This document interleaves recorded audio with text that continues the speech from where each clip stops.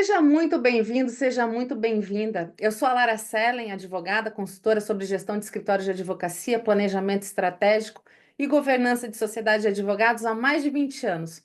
Sou autora de 20 livros sobre gestão legal e esse é o programa Papo de Sócios, dentro do podcast Áudio Legal no Spotify. Ele é voltado para advogados e advogadas que querem saber mais sobre o funcionamento de bancas de advogados por todo o país. Nosso objetivo aqui é falar das transformações pelas quais passam a advocacia brasileira e os impactos para sócios e advogados. Então vamos ao nosso episódio de hoje. Hoje eu tenho a honra de conversar com Fred Didier, o grande nome do processo civil brasileiro.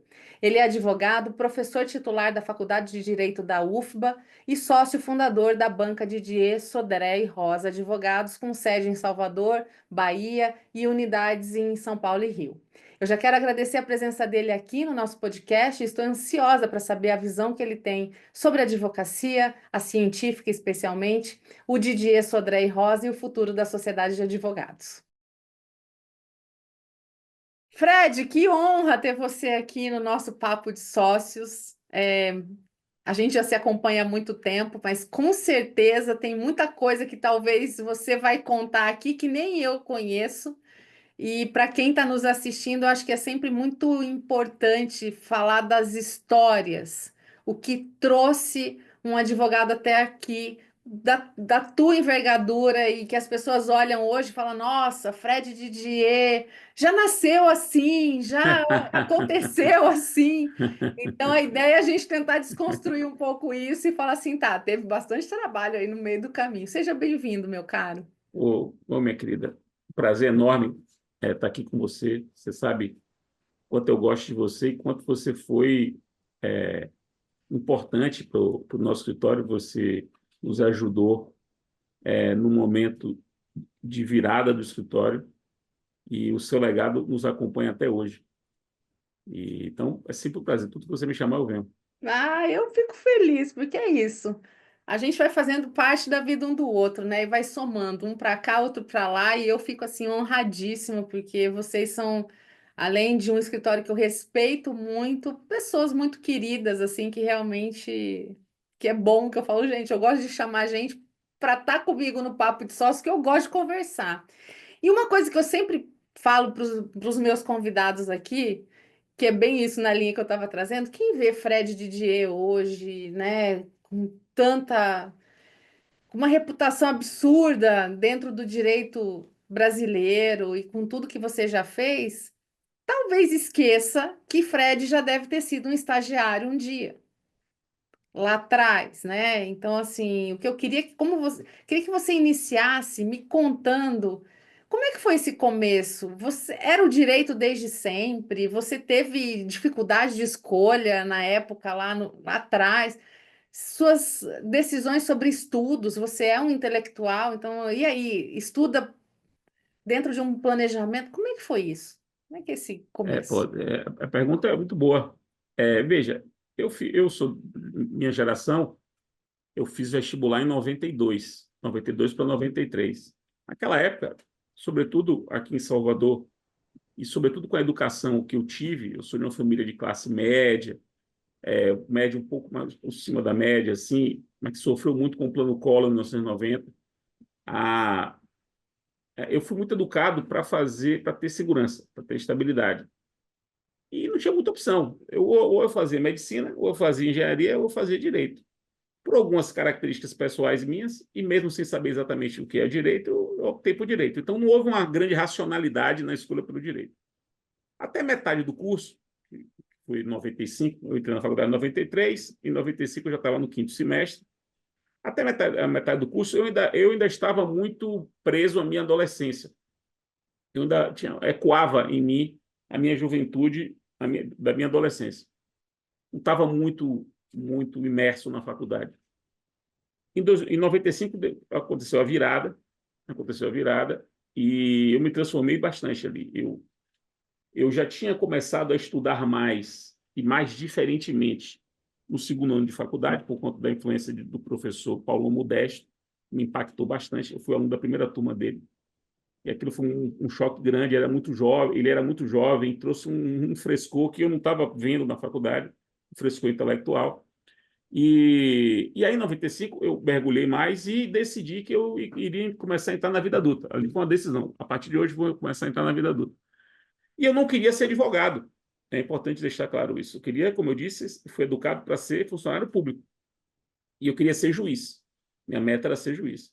Então, eu fui estagiar na Justiça Federal de Salvador, aqui da Bahia, de Salvador, e estagiei até o final do meu curso. Quer dizer, eu estagiei do segundo semestre de 95 até concluir o curso em dezembro de 97. Portanto, eu só estagiei na Justiça Federal porque eu queria ser juiz. Tanto que logo depois que eu me formei, eu nem fiz o exame da OAB, porque isso não estava na minha perspectiva.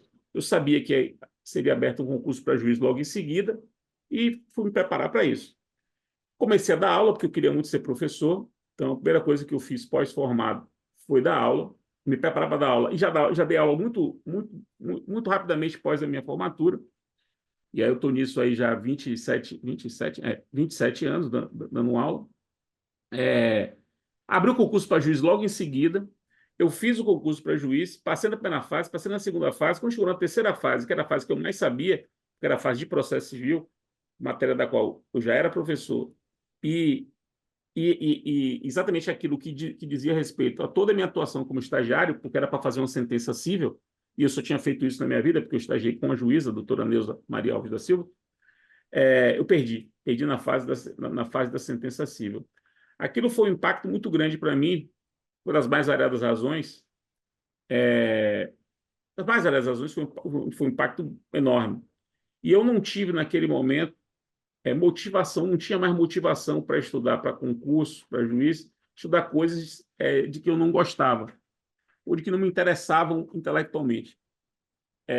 E aí, um dia, inadvertidamente, eu estava aí na praia com a minha então namorada, hoje minha esposa, e com um amigo, um pouco mais novo do que eu, que era colega dela de faculdade, e foi colega de minha irmã de colégio, nós três só. A gente foi para a praia, e na praia eu senti uma epifania e falei para Eduardo, vamos abrir o escritório? Eu chamo um colega de turma, nós dois já somos advogados, você chama um colega da sua turma, vocês estão no último ano da faculdade, a gente assina as peças e vai atrás dos clientes e vocês vão trabalhando até se formarem, vamos fazer esse escritório. Ele bora. Ele também tipo, ele pensava ser promotor.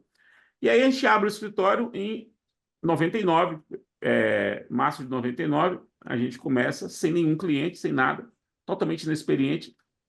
Nem eu, nem ele, nem meu outro sócio, João Rosa, nenhum de nós tinha ascendência na advocacia, a gente não tinha em quem se mirar. Então, tudo era descoberto por nós, né? A gente descobria tudo, descobriu o que fazer. Todo o caminho foi sendo construído caminhando, com os erros bizarros. Assim. A gente cometeu um erro logo no início, chega a ser engraçado de tão... Como é que pessoas adultas, inteligentes, cometem o erro que a gente cometeu, que foi a escolha da primeira sede do escritório. Nós escolhemos uma bodega, um lugar horrível, péssimo, péssimo, negócio assim. Mas pensa uma coisa assustadora. Eu tenho, assim, realmente vergonha de olhar para trás e imaginar que eu tomei essa decisão de fazer isso. Tanto que a gente escolheu a sede em março, começamos a fazer as obras com o dinheiro que a gente tinha muito pouco dinheiro naquela época, muito pouco dinheiro. O capital social do escritório foi R$ 3.000, em vez de 99, R$ 3.000. E aí, em junho, a gente já teve que... Não, em maio, houve uma grande tempestade em Salvador e o lugar era tão ruim que a esquadrilha era de madeira podre e o escritório foi inundado com a chuva. Aí a gente decidiu que tinha feito a escolha errada e resolvemos recomeçar. Aí a gente procurou uma sala num prédio que tinha acabado de inaugurar aqui em Salvador e saímos. E em junho já entramos nessa nova sede, uma sala pequena, 40 metros quadrados, mas uma sala nova, um prédio novo, enfim. E A não gente ia alagar. não ia alagar, então já Pelo estava. menos. E para encurtar a história, para não ficar só nisso, naquele primeiro ano, 99, a gente começa a conseguir um cliente ali, um cliente acolá, faz uns serviços de ghostwriter para professores nossos, né? A gente era muito novo, então os professores mais antigos, Fred, minuta aí um agravo no instrumento para mim, aí dava um dinheiro para a gente. Tudo aquilo era dinheiro para a gente decidiu que a gente não tiraria nenhum dinheiro do escritório. os três moravam com os pais e, portanto, não precisavam de nada para sobreviver, assim. Então, a gente decidiu que não tiraria dinheiro nenhum do escritório. Todo dinheiro que entrasse, a gente ia ficar investindo no escritório. Comprava um... Eu me lembro que a gente comprou em julho de 99, numa liquidação, a coleção da revista de processo, que estava aí da revista Direito do Consumidor. A gente conseguiu um livreiro bem barato, a gente queria montar a nossa biblioteca assim do escritório. Aí contratamos um estagiário, aí os clientes foram aparecendo, e aí contratava o estagiário, decorava um pouco melhor o escritório, contratava uma secretária, contratamos uma secretária em outubro daquele ano. Aí a coisa vai andando, andando, andando, até que a gente faz uma apelação para esse professor amigo nosso que nos pediu, me dá essa apelação aqui. E ele nos deu, me lembro bem isso, dezembro de 99, ele nos deu R$ 5.000 por isso. Não sei quanto corresponde isso hoje, mas seria uns Não 50 era mil reais, pouco talvez. dinheiro, né? Não era. Não, não era. Não era pouco 99, dinheiro. talvez Não, uns R$ 50.000 hoje. Talvez, talvez. não sei. Mas o que a gente, esses R$ 5.000, eu me lembro que veio um cheque do Itaú, eu fui descontar isso e peguei os R$ 5.000 e a gente comprou uma geladeira. Nunca esqueci disso. A gente comprou uma geladeira, porque a gente não tinha uma geladeira no escritório. E a gente queria tomar água gelada no escritório. E aí compramos uma Salvador calor, geladeira. pelo amor de Deus, né? Não, mas veja que negócio interessante. Salvador tem tem um Instituto Cultural de Salvador, que é uma instituição cultural de Salvador, que é a Lavagem. Lavagem é uma instituição cultural de Salvador. E lavagem significa qualquer festa. Uma festa é uma lavagem. Houve uma transmutação de sentido da palavra. E aí a gente resolveu, nós três, fazer uma lavagem da geladeira do escritório. E aí nós três, para simbolizar assim, de conquista Um nossa, né? Era um momento. momento simbólico. E aí a gente pediu uma pizza. Esse momento foi muito marcante. A gente pediu uma pizza. Aí chegou a pizza. Quando chegou a pizza, cada um de nós ia pegar a sua parte para pagar a pizza. Quando algum de nós, eu não lembro quem foi, não sei se foi Eduardo ou foi João, fez assim: porra, o escritório podia pagar essa pizza pra gente. Nossa. E aí foi a primeira vez que a gente ganhou o dinheiro do escritório. Foi o escritório pagou essa pizza pra gente, Patrocinou a patrocinou a pizza da pizza. lavagem. Foi a primeira vez que a gente ganhou dinheiro do escritório, em janeiro de 2000. Isso aconteceu. Foi a primeira vez que a gente ganhou o dinheiro do escritório. Aí, a partir daí, as coisas foram entrando, a gente começou a criar um Prolabore. E aí, 26 anos depois, estamos aqui com 380 pessoas trabalhando no escritório. Nossa, realmente assim, é um crescimento É, avassalador. Acho que quando eu passei por aí, vocês eram, sei lá, 70, talvez até menos. é menos, Quando 50. você, 2013, eu 12, acho que foi 2012, por aí. 12, Devia ter 30 pessoas no escritório. por aí. Sabe por quê? Porque na pandemia, me lembro bem, quando decretou assim a pandemia, a gente, quer ver, a pandemia ela é de 11 de março. De Uhum. 11 de março era uma quarta-feira. Aí o que é que acontece? Não sei o que, quinta, sexta, quando chega no sábado, dia 14 de março de 2020, eu recebo uma ligação do gabinete de um ministro do STJ, para onde eu iria na segunda-feira, dia 16, dizendo assim: ó, Fred, não venha, porque vai estar tudo fechado aqui. Aí a gente, pô, está tudo fechando, tudo fechando, fechando. Aí a gente decide, faz uma reunião do nosso conselho na segunda-feira, dia 16, e decide fechar o escritório no dia 18. Desmobilizar o escritório todo para jogar todo mundo para casa e cuidar das pessoas, né? Nesse dia a gente tinha 60 pessoas no escritório. Eu me lembro bem disso, 60 pessoas no escritório. No dia Então 18 era de bem março. menos, 10 É, anos antes, um pouco menos de 10 anos antes, 8 anos antes. Então, assim, realmente para 300 e tantas pessoas hoje é uma empresa é grande. considerável, né? Considerável em termos não só de trabalho, mas de Recursos N humanos, não? problemas de gestão e questões e tudo mais, né? É. Volta um pouquinho na tua história, porque você tem, assim, a gente já teve uma aula sobre isso, você foi incrível na tua masterclass do MBA Internacional de Gestão da Baiana, onde você fala da advocacia científica e qual foi o teu momento ali? Foi o Código de Processo Civil? Como é que isso veio a acontecer, Fred? Foi natural? Já existia? Como é que foi isso? Veja, eu sempre gostei da atividade intelectual, Uhum. que é diferente da atividade de professor. As pessoas às vezes misturam, mas são coisas completamente diferentes. Você pode ter uma atividade intelectual intensa sem ser professor, e você pode ser professor sem ter uma atividade intelectual intensa. No meu caso, eu tinha as duas coisas. Eu tinha uma atividade de professor intensa, mas tinha uma atividade, sempre tive, e mantenho até hoje, uma atividade intelectual muito intensa. E eu comecei já na época da faculdade, em 96, no quarto ano, quando eu escrevi o meu primeiro artigo. No quinto ano, eu escrevi o segundo, e aí eu não parei mais. Assim, eu comecei a escrever bastante, comecei a ocupar espaços que me davam. Os espaços apareciam, por mais esdrúxulo que seja, e aqui fica uma lição pelo que eu vejo hoje das pessoas mais novas. As pessoas mais novas se dão muita importância, se sentem realmente muito importantes, se tem altíssima conta. Você faz um convite a uma pessoa de 25 anos e diz, não, esse assunto aqui, por exemplo, eu não dou. Que já Torce o nariz. é assim, isso para mim é inaceitável. Assim, é inaceitável por um lado e incompreensível por outro, porque eu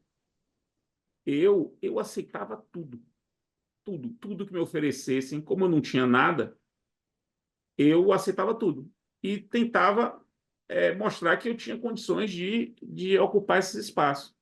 E, além disso, eu também criava espaços. Eu criava espaços. Eu criei muita coisa para, é, para eu poder me apresentar naquele início da minha vida profissional. Se você pegar o meu currículo, pegar minha trajetória, por exemplo, de produção, você vai ver que ali entre 2000 e 2005, a quantidade de coisa que eu fiz, de livro que eu coordenei, de artigo que eu publiquei, eu fiz um mestrado, fiz um doutorado, de livro que eu coordenei, livro que eu publiquei sozinho, coletâneas, né? Mestrado, doutorado, e sempre tentando falar sobre coisas que precisavam ser ouvidas ou que as pessoas queriam ouvir. Alinhando isso, como eu disse, as oportunidades iam acontecendo, então surgiu a oportunidade da criação, do surgimento do ensino telepresencial, e eu sou um pioneiro disso, assim, eu sou precursor. Eu sou da turma dos precursores, né? Porque fui da primeira leva do curso de Luiz Flávio Gomes, que foi ele que criou Uhum. isso. E Luiz Sim. Flávio me conhecia, eu era muito novo, né? Mas ele me conhecia aqui de Salvador e resolveu apostar em mim, apostar em Pablo Stoso, apostar em Cristiano Chaves. Éramos todos muito jovens, né, naquele momento, mas ele resolveu apostar e eu parti para cima, ocupei o espaço e conquistei esse espaço. E aí meu nome foi. Havia aí uma série de peculiaridades, né? Jovem, baiano, já é uma coisa estranha, com uma espécie, uma certa petulância intelectual ou uma audácia intelectual. Então eu não era digamos assim, um simples repetidor das informações. Eu organizava o pensamento de uma forma diferente, inovava, me arriscava muito intelectualmente. Ora acertava, ora. E aí tinha um combo ali que criou um certo frisson, a ponto de já no meados da primeira década do século XXI, ali entre 2005, já quando eu publiquei a minha tese de doutorado, foi em 2005, eu já era uma pessoa razoavelmente conhecida. Foi muito rápido, realmente. Assim. Eu já era assim, razoavelmente conhecido, tanto que a minha tese acabou tendo 3 edições no mesmo ano. E aí, uma coisa leva a outra. Né? Uhum. Aí as coisas vão levando, aí vem o CPC, em 2009, já que 3 anos só depois disso, vem o CPC em 2009, e aí eu já sou cogitado para ir para as audiências públicas. Aí em 2011, quando chega na Câmara dos Deputados, eu já era um processualista bastante conhecido, Uhum. bastante citado, etc. E aí me chama para coordenar os trabalhos na Câmara dos Deputados. Aí realmente a coisa atingiu outra dimensão. E o interessante dessa tua fala, e que eu acho que para quem nos ouve, e hoje, né, como você bem falou, existe um mar de referências sem é, jovens que não aceitam o mínimo de esforço para poder fazer esse nome realmente acontecer de uma forma mais profunda. O ocupar espaços, o fazer o espaço acontecer pelo talento realmente, né? Pela qualidade do que faz e pela, às vezes, a coragem de você falar assim, deixa que eu vou tomar, deixa que eu tomo conta Hum. disso daqui e vamos fazer isso dar certo, seja um livro, seja um, um evento, seja um lançamento de algum curso diferente, enfim. Então, isso com certeza é claro que é fruto, né? Deixa eu só lhe dizer uma coisa que é importante. Como eu disse, as oportunidades iam aparecendo para mim e eu ia aceitando todas. Eu aceitava todas, todas. Era para dar uma aula em João Pessoa sobre procedimentos especiais que ninguém dava. Passar uma Uhum. semana em João Pessoa. Fui para João Pessoa. Tinha que fazer uma palestra em catalão. Eu fui para catalão. Tinha que viajar para o interior de São Paulo para fazer uma palestra sobre penhora. Eu ia. Só que nisso tudo, não só eu estava disposto a aceitar tudo que me chamavam, e, portanto, as pessoas sentiam uma certa gratitude por eu ajudar, né? Eu também criando espaço, eu chamava as pessoas. Aí o que aconteceu? Eu fui formando uma rede de relacionamento de pessoas que eu carrego até hoje. E isso é muito importante, assim. Você anda, mas anda com as pessoas. Você não anda deixando as pessoas para trás. Então, todo mundo que estava ali no início está comigo até hoje. E a gente vem em rede, né? São meus amigos, que eu não conhecia, mas a gente fez amizade, e vem até hoje, são pessoas muito queridas. E cada vez que você vai aumentando sua rede, que você vira professor, tem orientando, as coisas vão. Então, você vai se associando às pessoas. Então, é muita gente que lhe quer bem, é muita gente que lhe agradece pelas oportunidades que você cria. Eu sempre apostei muito, eu sempre permiti que pessoas muito mais novas do que eu participassem das minhas coisas. Você pegar um livro que eu coordenei, por exemplo, em 2009, em homenagem a Marcos Bernardes de Mello, que é um dos meus mestres, você vai ver nesse livro textos de alunos da graduação, meus alunos da graduação, porque publicaram coisas boas, eu coloquei. Hoje são pessoas relevantíssimas na AGU, por exemplo, para usar um exemplo de Vitor Trigueiro. Mas era meu aluno da graduação naquele momento, ele escreveu uma coisa, eu fui coloco. Então, você vai permitindo que as pessoas acompanhem você. Você leva as pessoas consigo. Levar as pessoas consigo é realmente uma coisa muito importante. Fantástico, Fred. É isso. É uma construção muito bonita. E, ao mesmo tempo, o escritório. Então, e uma coisa assim que a gente já até conversou, né? Como é que é a tua gestão de tempo aí nessa história? Porque você tem uma vida intelectual muito ativa e continua assim, e que Deus quiser vai ficar velhinho escrevendo livro e fazendo coisas e todas as revoluções. Mas você tem um escritório também que exige, né? Porque você tem cliente quer falar com você. Nunca vou me esquecer, eu não vou falar nomes, mas você atuava para um músico da Bahia que só fazia reunião 2 da manhã, não é isso?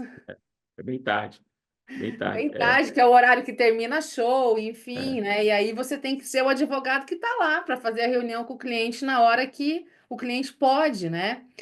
Então, assim, como é que é equilibrar tudo isso? Você à frente da Baiana, você tem muitas frentes, claro, ajudado por muita gente, óbvio, mas como é que você lida com É isso? muito difícil. Toda vez que me perguntam isso, sempre eu tenho muito receio de falar sobre isso, porque é como se é como se eu, ao falar, estivesse normalizando isso e dizer, isso é tranquilo. Não é tranquilo. Não é tranquilo. Exige demais, é muita renúncia. Eu estava comentando com minha esposa hoje aqui. Eu estava morto. Pô, essa semana foi uma semana muito pesada. Ela, pô, como é que você está aguentando? Eu não sou uma criança como eu era.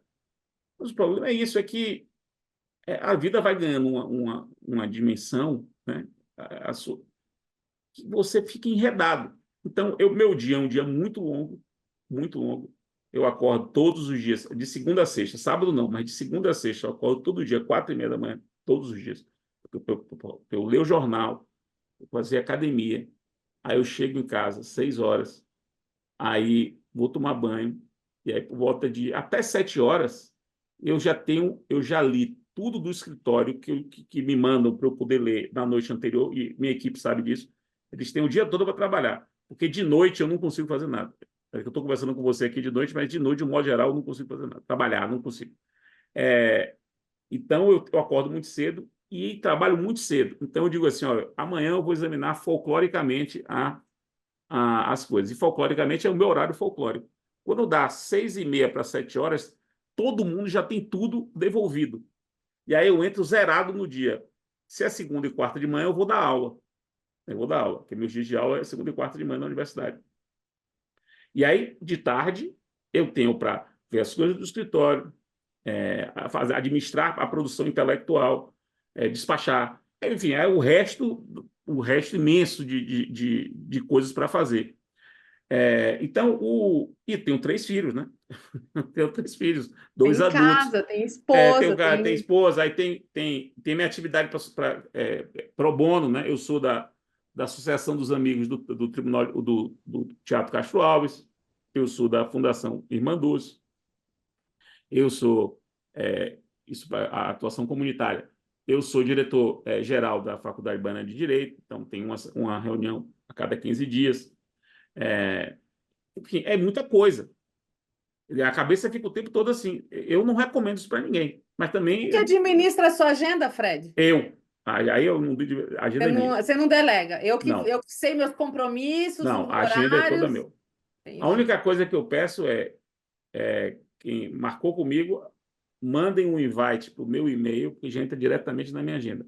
Quem cuida da minha agenda sou eu. Nem minha secretária sabe da minha agenda. É só eu. Também não recomendo para ninguém, mas em compensação eu tenho um domínio absoluto É. da minha agenda. Agora, tem outra coisa. Eu sou rigorosíssimo com horário. Rigorosíssimo com horário. Num nível quase psicopático. Mais que britânico. É, de modo que tudo é com horário. Tudo é com horário. De modo que Perfeito. meu dia é muito líquido. Eu não tenho Uhum. atraso e eu não procrastino nada.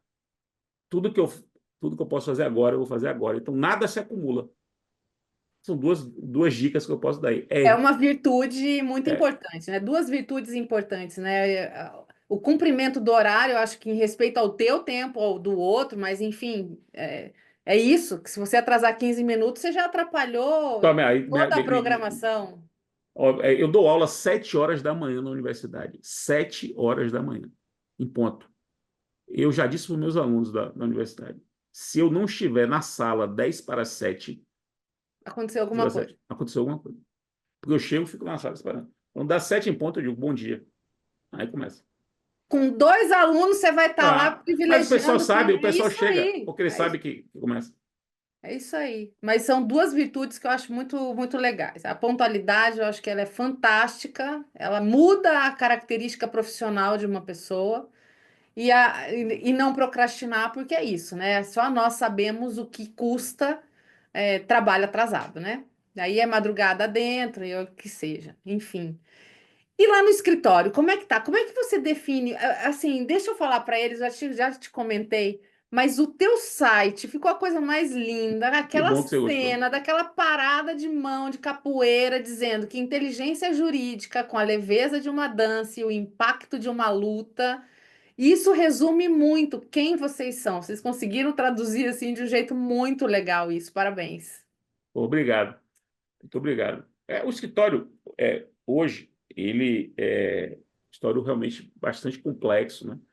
Porque como nada do que a gente fez foi planejado, tudo foi sendo construído e pensado à medida em que as coisas se desenvolviam. A gente hoje, daqueles 3 sócios originais, os 3 permanecem no Sora como fundadores, mas hoje nós somos 29 sócios. 29 sócios. E são 29 sócios, muitos dos quais com perspectivas em relação à sociedade diferentes. Então, há aquele que já tem um cargo público, já tem uma renda boa e, portanto, tem uma relação com a advocacia mais, digamos assim, mais tranquila. Tem Uhum. outros que precisam daquilo para sobreviver, então tem que batalhar. Tem um que é muito captador, mas não opera no dia a dia. Tem outro que capta e opera. tem outro que tem uma capacidade de gestão absurda. Então, são características de perfis diversos. E a gente teve que ir percebendo isso e criando um modelo muito customizado de governança e de remuneração no escritório. Se eu fosse, por exemplo, falar sobre a remuneração do meu escritório, eu acho que seria uma hora para poder explicar a Há racionalidade. mil regras. Várias regras, mas Pelo são regras. arrepia. é, mas a questão é que são regras que fazem sentido para a nossa, Sim. vamos chamar assim, para a nossa demografia societária, pelo perfil dos nossos sócios. E são regras que dão certo, Não, funcionam, está funcionando, ninguém são bem mexe. compreendidas pelo sócio. E aí, o que a gente fez? Há uns 10 anos, mais ou menos, a gente criou a figura do conselho executivo do escritório, que é o órgão máximo do escritório, que é composto pelos 10 patrimoniais, o escritório tem 10 patrimoniais e 19 sócios de serviço. É composto pelos 10 patrimoniais, por 2 sócios de serviço escolhidos por representação. Uhum. Então, ele tem mandato, o mandato, eles são eleitos, tem um mandato, e mais 2 sócios de serviço que chefiam núcleos do escritório, mas não são sócios patrimoniais. Então, são 14 membros que compõem o conselho, que é quem delibera as grandes questões do escritório. E aí, no ano passado, a gente, na verdade, em 2023, o conselho tomou uma decisão de criar a figura do CEO do escritório, que a gente não tinha. O conselho era o CEO do escritório, mas não tinha a figura. Uhum. E aí nós E tinha criamos. uma equipe administrativa cujo Tem. conselho, enfim, dava as Ordenava. diretrizes ali. A gente tinha a equipe das executivas, aliás, são todas mulheres. A equipe das executivas era coordenada pelo conselho. Aí a gente chegou num ponto que não estava dando mais conta. E aí a gente resolveu criar a figura do CEO e uma das nossas sócias, uma das sócias mais antigas do escritório, acho que você conhece, Flávia, Uhum. exatamente, Smacevski, Flávia Smacevski. Smacevski, Aham. ela assumiu a condição de CEO e, porra, aí Aí muda foi tudo. muda tudo, assim, foi muito importante para a gente, para mim, especialmente para mim, assim, que eu me desgastava muito, porque, além de tudo, ainda tinha que ter essa função executiva do Uhum. escritório no conselho. E aí o conselho ficou agora para grandes temas, para grandes Estratégia. questões assim, estratégicas e definição de metas no final do ano, orçamento e tal. Mas para o operacional do dia a dia, Flávia pegou. E aí a gente tem hoje 3 unidades físicas, Salvador, São Paulo e Rio de Janeiro. Então nós temos Todas com operação jurídica. todas com operação jurídica. Portanto, nós temos 3 CNPJs, três Uhum. CNPJs. Nós temos 2 grandes áreas de atuação do escritório. A área da atuação de volume, que é cuidada por 2 dos nossos sócios patrimoniais, João É um Rosa, que é volume fundador, consumidor, Fred? consumidor, muita coisa de consumidor, tem ações tributárias, tem responsabilidade civil. A gente advoga bastante. Assim, aí é Brasil todo, são mais de 50 mil processos, é muita coisa. É um outro negócio quase, né? E é cuidado por João e por Marco Lanes. Marco Lanes que veio para o escritório a partir da sua intervenção, porque foi a partir da sua consultoria que a gente criou o cargo da controladoria do escritório. Nós criamos a partir da sua sugestão. Uhum. E o primeiro o controle do escritório foi Marco Lanes, que a gente trouxe, e ele hoje se transformou num sócio assim, fundamental do escritório. Ele é um grande captador e é o responsável, juntamente com o João, por uma área toda do escritório, que é a área Imenso. do contencioso de volume. E a outra área é do contencioso que não é de volume, a área, por exemplo, da qual eu faço parte. E aí, o que é que acontece? Então, a gente tem esses 3 unidades, esses 3 CNPJs, 3 sedes, Uhum. atuamos no Brasil todo, mas com esses 2 tipos de atuação. A atuação de volume e a atuação de casos estratégicos. E aí, o que a gente teve que fazer? Como a atuação de volume é uma atuação muito peculiar do ponto de vista da gestão, da lucratividade, da rentabilidade, ela é cheia de nuances, a gente criou uma espécie de unidade 4 fictícia. Porque, veja, tem a unidade 1 que é Salvador, unidade 2 que é São Paulo, unidade do Rio de Janeiro, e a gente teve que criar uma unidade, que não é um outro CNPJ, mas é uma unidade fictícia para fins de organização, para a gente cuidar daquele centro de despesas. Na verdade, não é um centro, é quase que um universo de despesas e receitas, que é essa advocacia de volume. Então, hoje a gente tem 4 unidades, sendo que uma delas é uma unidade virtual, né? E as outras Mas são ela unidades. funciona junto da sede de Sim, Salvador, está no mesmo funciona. lugar. Está no mesmo prédio, Tá. mas não na mesma. É no mesmo prédio, mas em andares distintos. Até porque É, a coordenação de equipe é não, diferente, não, é outra tudo coisa completamente diferente. diferente. Se bobear, não sei como é que vocês estão de sistema, mas É, de preferência é um só, tem, mas assim, é outra. é outra lógica completamente diferente. E, inclusive, a gente teve que segregar os custos, segregar mesmo os custos, para poder a gente compreender, ter uma leitura melhor do que está acontecendo ali. A gente gosta, é um bom negócio, se você administra bem, é um bom negócio. Uhum. E é importante porque ele traz muitos negócios, né? Ele Ele é traz muitos porta de negócios. entrada para E várias outra coisas, coisa, né? E aí, se o escritório tem o outro braço forte ali, é isso mais aí. técnico, mais especializado, aí você tem. E né, as aberturas de porta que os nomes dão, isso vai gerando Vai. realmente. Você consegue entrar em grandes empresas dessa forma. Você entra pela porta do volume, presta Hum, um bom serviço e a empresa começa a me procurar porque não é de volume também. E aí é um outro tipo de contratação, né? E outro aí o tipo de bolo, tudo. aí o bolo é um bolo que vale muito a pena, né? Você traz o E cliente a para dentro do seu abertura escritório. de Rio e São Paulo foi por conta do contencioso estratégico? Não, vamos lá. São Paulo, a gente abriu em 2018 pelo seguinte: um colega meu de faculdade, grande amigo, muito amigo, de mais de 30 anos, ele foi diretor jurídico de uma grande empresa por muitos anos.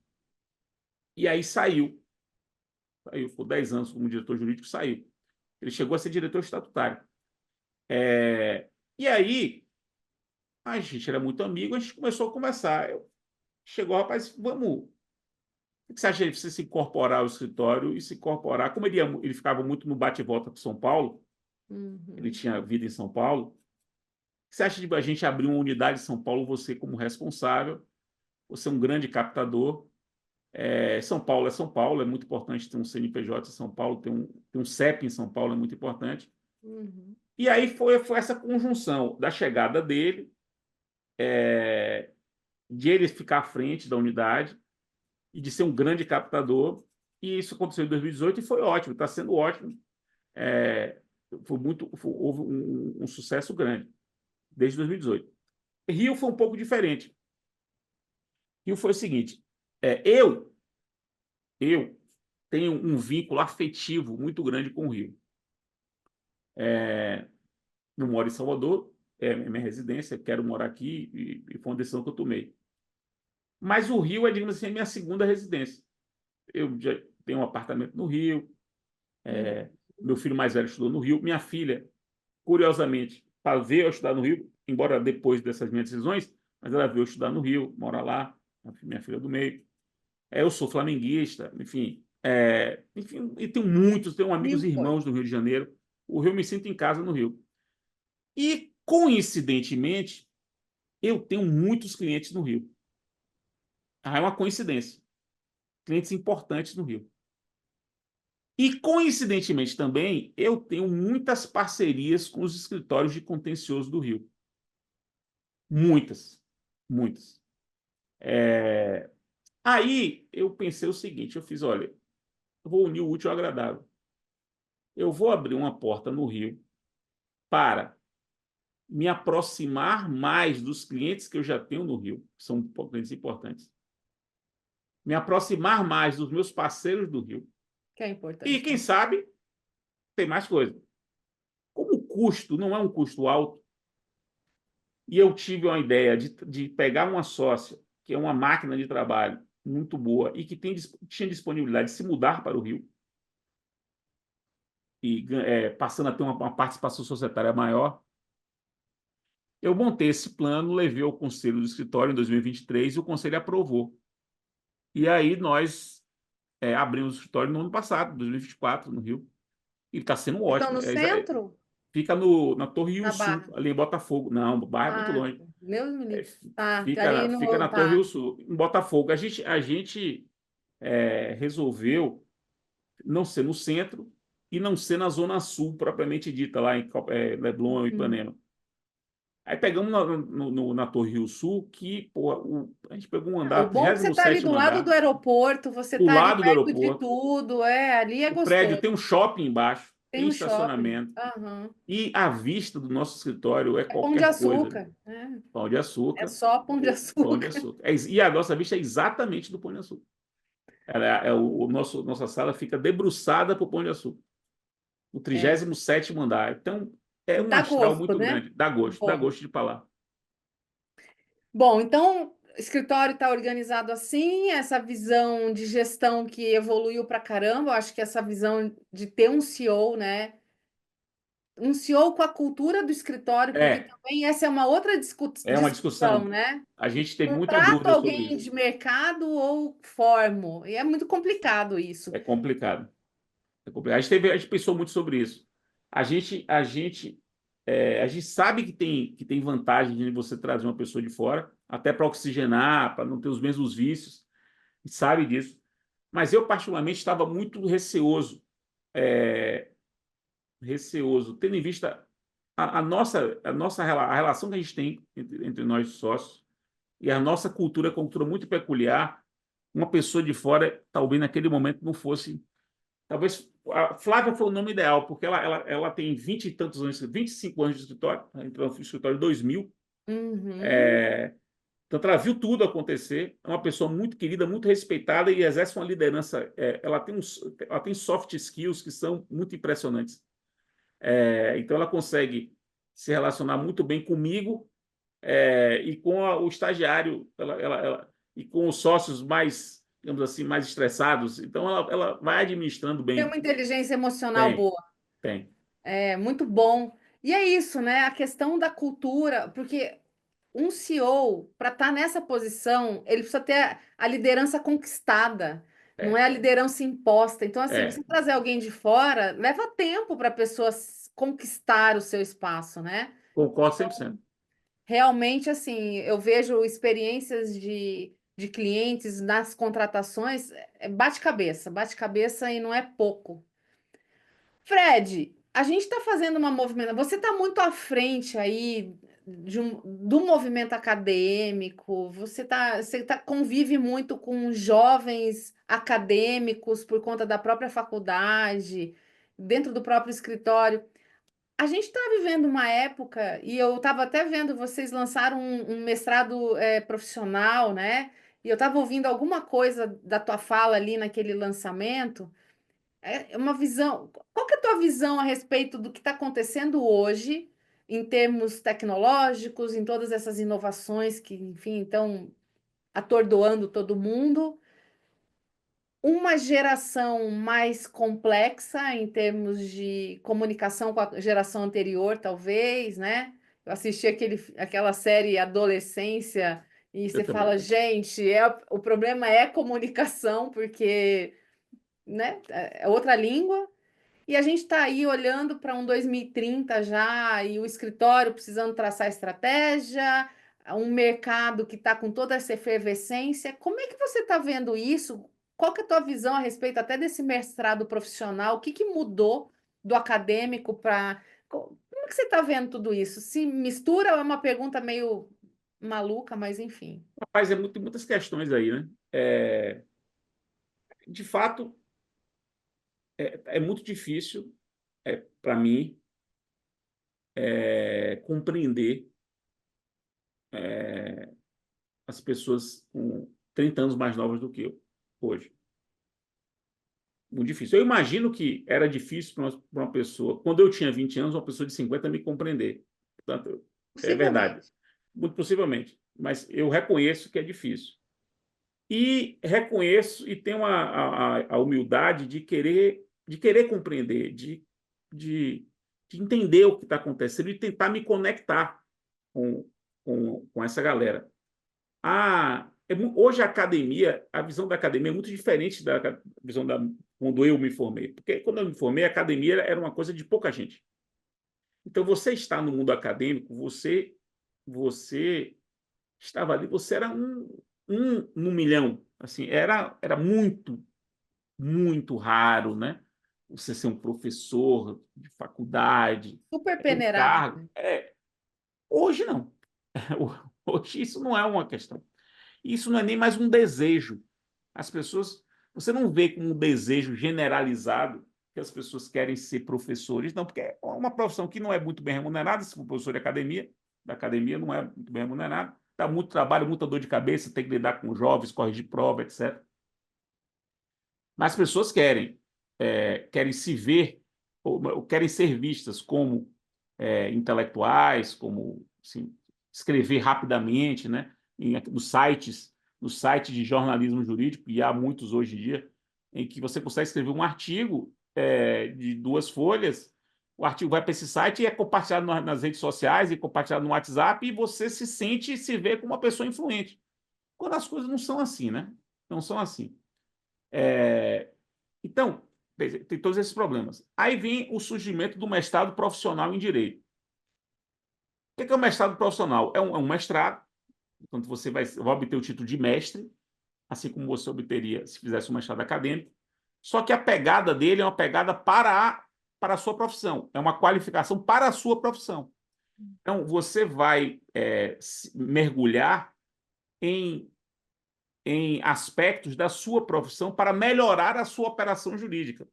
Tanto que o seu trabalho de conclusão de curso não vai ser uma dissertação, como se faz no mestrado acadêmico. Você pega um tema da penhora e vai dissertar sobre penhora. Não, você pode fazer, por exemplo, um modelo de cláusula contratual. Esse é o seu trabalho. Esse é o modelo, essa é a explicação por que esse modelo é bom, e esse é o trabalho de conclusão de curso. Você pode desenvolver um sistema operacional, e esse é o seu trabalho de conclusão de curso. Você pode desenvolver um procedimento de gestão de uma vara, e esse é o seu trabalho de conclusão de curso. Então, perceba que o produto do mestrado profissional é um produto para a realidade. Você produz algo para tentar mudar a realidade da operação jurídica. E esse tipo de mestrado interessa aos profissionais que não querem seguir a vida acadêmica. Porque são pessoas que querem fazer novas conexões pessoais, querem se qualificar, mas não querem fazer uma dissertação de mestrado, não querem fazer prova. Ler aquela quantidade imensa de Não é disso que se trata. Ele quer o seguinte: eu sou juiz, eu tenho um problema aqui na minha vara, o problema é esse, eu quero ver se a academia me ajuda a resolver esse problema. Uhum. Eu vou ser estimulado a tentar encontrar uma solução para esse problema. Quer dizer, isso mexe com as pessoas. Por isso que o mestrado profissional, a FGV, por exemplo, tem mestrado profissional já há bastante tempo, é tão um sucesso. Meus sócios, que não querem seguir carreira acadêmica, mas querem se qualificar, fazem mestrado profissional. Eles não querem fazer mestrado acadêmico, eles não vão ter uma vida acadêmica, eles não vão orientar a gente, não vão fazer concurso para a universidade pública, não querem ser doutrinadores. E Pô, tem que ser ser algo doutrinador é um que negócio faça pesado. sentido realmente para aquilo que a pessoa vai fazer, né? Porque é isso. O fato de não querer já é um grande passo para a vida, né? Porque você É, não vai cair em coisas que vão fazer o teu tempo ser dragado ali para coisas que você não vai ter já, utilidade depois, é muito e o complicado. tempo já é tão curto, né? Para você fazer uma coisa que não lhe motiva, tal. Então eu sinto, aí por outro lado, eu sinto uma geração, as gerações mais novas, elas são gerações muito ansiosas, né? Um nível de ansiedade muito alto. Isso é uma questão. Eu sinto que é uma geração que não pensa no futuro. O futuro não é uma questão. Aí é muito diferente da minha geração. Muito diferente da minha geração. Muito. Assim, as pessoas assim na minha época, a Glécia se imaginava velho. Então, eu pensava projetando 20 anos, 25 anos. Hoje a pessoa Eu vou projeta 3 ter, que anos. eu tenho que comprar a minha casa, Exatamente. fazer planos reais, assim, Planos. E para planos palpáveis. a médio e longo prazo. Isso. Hoje não. Hoje as pessoas vivem o presente. 3 anos é o máximo assim de perspectiva. Então, com isso, eles vão vivendo a vida de uma maneira muito ansiosa, tudo é muito rápido, muito rápido. E a ansiedade rigorosamente ansiedade é uma uma má relação sua com o tempo, né? Que você está hoje aqui, mas você só fica pensando lá. Então, mas o lá é depois da manhã, sei lá, daqui a 2 meses, e aí você não está bem aqui. Então você não vive bem o presente porque você está Nem angustiado lá, com nem cá. nem lá nem cá. E aí o que é que acontece? Eu vejo pessoas que têm uma formação muito deficiente. E isso me impressiona bastante. E aqui a formação não é só a formação básica. Escrevem mal, Uhum. tem pouca cultura básica, pouca cultura básica. E História, geografia, coisas sim, assim básicas, né? e é repertório cultural pequeno, pequeno, Uhum. e a formação jurídica muito superficial, porque as pessoas não leem mais, né? Não leem mais. Os É, alunos não leem mais. Se você encontrar um aluno que leia é um evento. É um evento. Um aluno que lê é é um uma evento. Lavagem, tem que parar, fazer Você uma lavagem para para esse fazer uma lavagem menino, daquele para aluno, fazer uma exatamente. festa. Vamos celebrar você, porque hoje é caderno, e olhe lá, é vídeo de TikTok. Então, o aluno quer estudar apelação. Ele vai para o TikTok, deve ter algum TikTok aí, alguém explicando apelação. Aí ele vai estudar Em por um ali. minuto. Em 1 minuto. E olhe lá, porque 1 minuto já é uma coisa eterna, né, para a vida de TikTok. Para a Então, rede de rede isso me choca social. muito. E se Aham. você aliar tudo isso com o desenvolvimento da inteligência artificial, que está vindo muito fortemente para a advocacia, essas pessoas vão ocupar que espaço? Porque se não tem a inteligência artificial tem um repertório melhor do que o deles. É Escreve bem melhor, melhor, bem escreve melhor. muito melhor do que o dele. Então, É só fazer a pergunta é certa, só né? fazer a Porque se pergunta você não certa. tem o repertório, você não tem condições de fazer uma pergunta inteligente, algo que realmente vai trazer algo, né, Além que de você não conseguir compreender se a resposta da inteligência artificial está tá correta. boa. No, É. no escritório, vocês estão entrando já para essa linha de uso de tecnologia nesse nível? Veja, na área de volume, já tem. Se me perguntasse detalhes, eu não saberia lhe dizer, mas tem. Tem Uhum. robôs lá desenvolvidos e tal. Vou chamar o João aqui, vou chamar ele para um João, papo. falar com o João, aí João vai lhe dizer tudo aí. João e Marco Landes vão lhe explicar tudo sobre isso. Na minha área, na minha atuação, seguramente a minha equipe tem algum tipo de atuação com inteligência artificial. Eu sei que eles, para resumir decisões, Uhum. para melhorar o próprio texto, eles fazem um texto, ele pede para a inteligência dar uma enxugada. Ora, eu nunca usei. Nem para curiosidade? Não.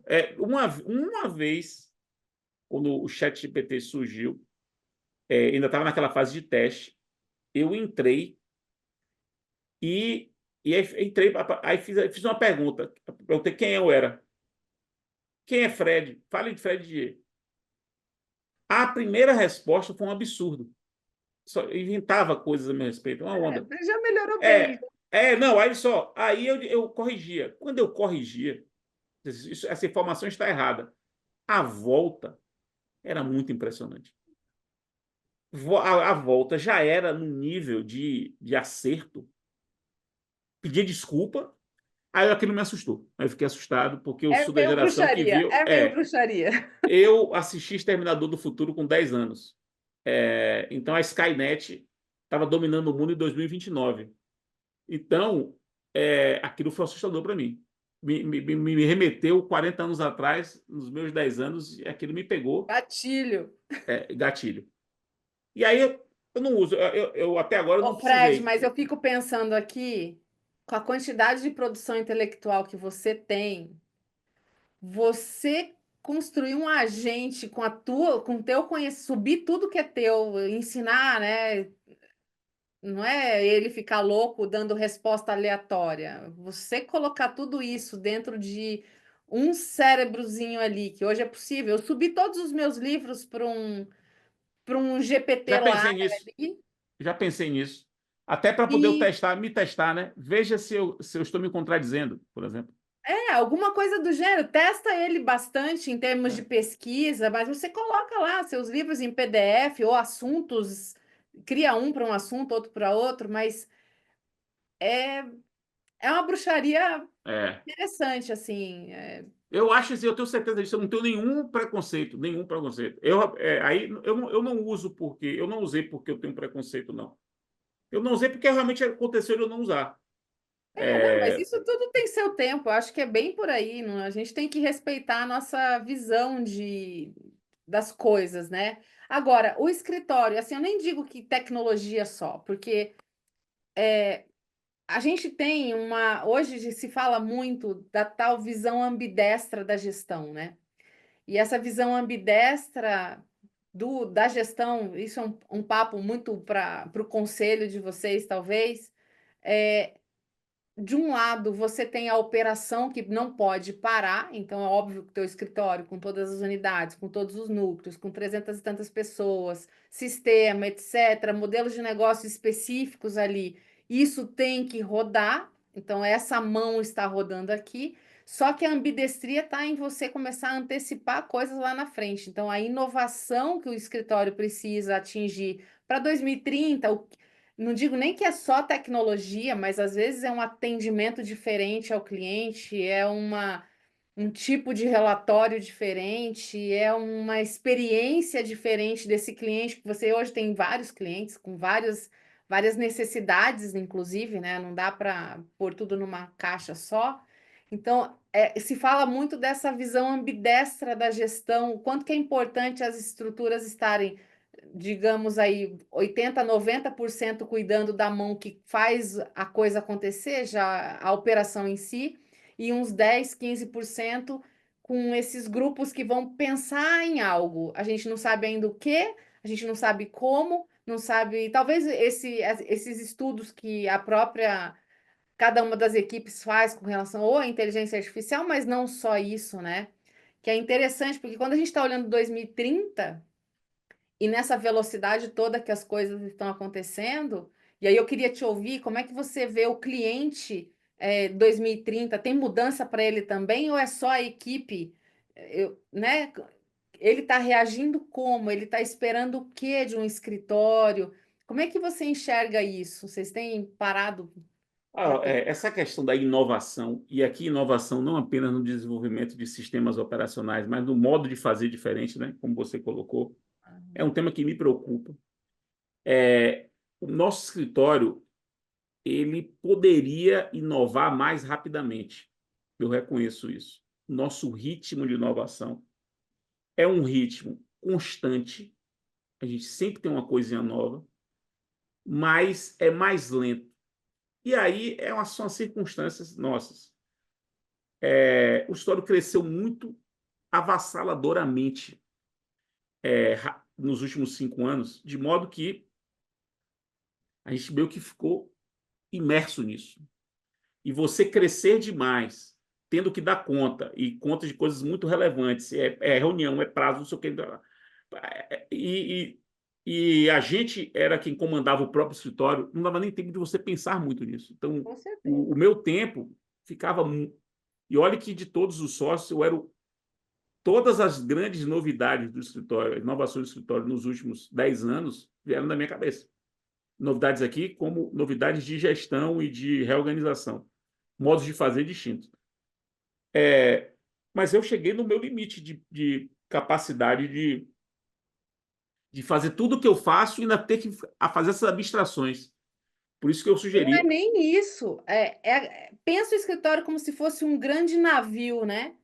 Uma coisa é você fazer uma curva com um barco pequeno, uma Ah, lancha sim, claro. pequena, né? A outra Curva você tá com um barco gigante, pesado. Então, assim, a é bem curva dele, difícil. ela não é tão rápida quanto um barco menor, né? Não tenha dúvida. Eu reconheço é, que a gente tem que atentar mais para isso.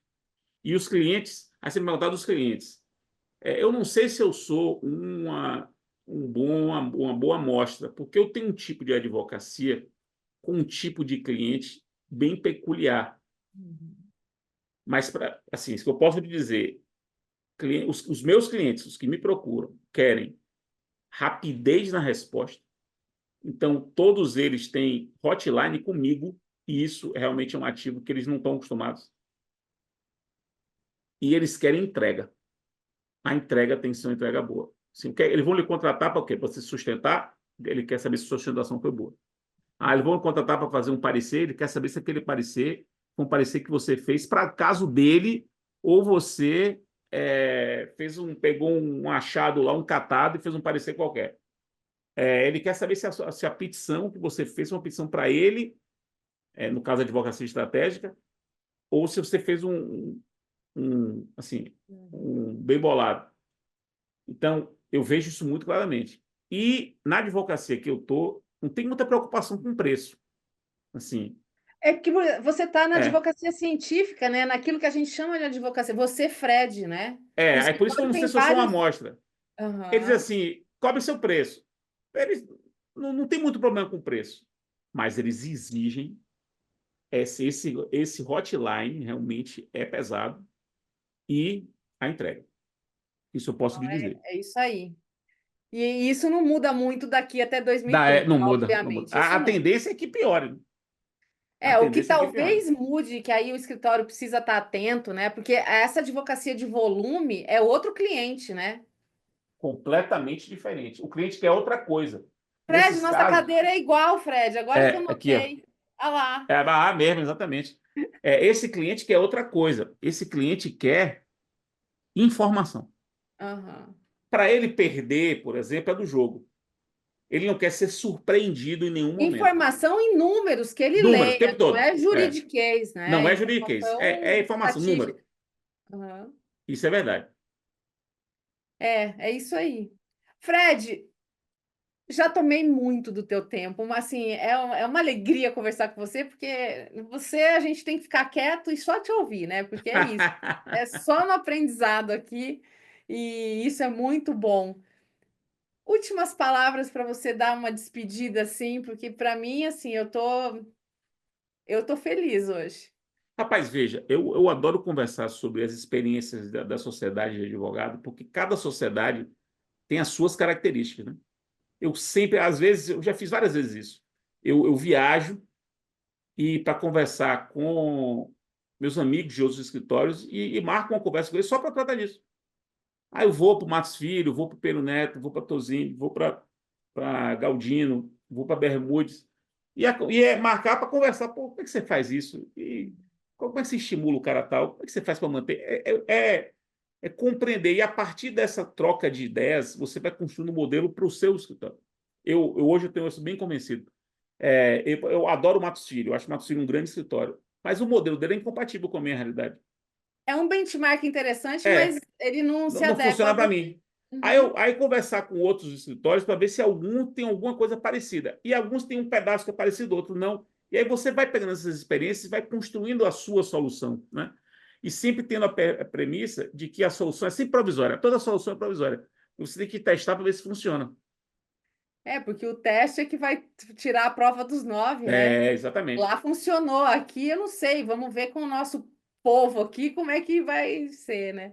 Mas é isso, a gestão ela está em constante mudança, porque se você tirar uma pessoa da tua equipe, já altera o que você tinha mês passado e aí você Exatamente. tem um desafio diferente, né? Então, é o tempo todo. Mas é isso, não tem um escritório igual ao outro, mesmo que faça as mesmas Não áreas do tem. direito, não tem essa Não tem. concorrência, não existe, porque é Não tem. cada um com DNA. E o de vocês com um DNA é que para mim, assim, ver aquela parada de para mim ali resumiu com uma clareza muito grande quem são vocês. Eu te agradeço imensamente Obrigado a por você, você minha estar querida. aqui. Estamos juntos. Precisar de qualquer coisa, estou aqui à tua disposição e Valeu. que a gente possa se encontrar em muitos outros papos, né? De Com sócios, certeza. de Pode sempre amigos. contar comigo. É isso Conte aí. comigo. Valeu. Bom Obrigada, dia, boa Fred. tarde, boa noite para todo É mundo. isso aí. Valeu. Até Tchau, mais. Tchau. tchau. Bom, conversar com o Fred não pode ser nada menos do que muito bom, né? É muito aprendizado, uma pessoa realmente fora da curva, um profissional que eu tenho um respeito imenso E eu tenho certeza que ele trouxe muitas questões aí para a gente poder pensar, para você que está aí poder pensar, como também aplicar, da mesma forma como ele faz, né, como ele disse agora no final, de ouvir os colegas e ouvir como é feito no escritório A, no escritório B, e sempre tem alguma coisa que a gente pode aproveitar para o nosso próprio escritório e fazer isso acontecer. Eu quero te convidar para se inscrever no nosso podcast Áudio Legal no Spotify e encaminhar esse programa para um colega advogado, uma colega advogada. Se você quiser trazer seus comentários falando das suas impressões sobre sociedade de advogados, sobre a vida de sócios, sobre esse episódio, nós ficaremos muito felizes em te ouvir. Te convido também a nos seguir nas redes sociais, é só pesquisar os nossos nomes do nosso convidado Fred, do escritório dele, o meu no Instagram, no LinkedIn, né, os nossos no LinkedIn e no Instagram. E no próximo episódio conversaremos com mais um sócio fundador ou uma sócia fundadora, então acompanhe os próximos programas os nossos programas, como você sabe, que vão ao ar a cada 15 dias. Então é isso, nos vemos no próximo. Até lá.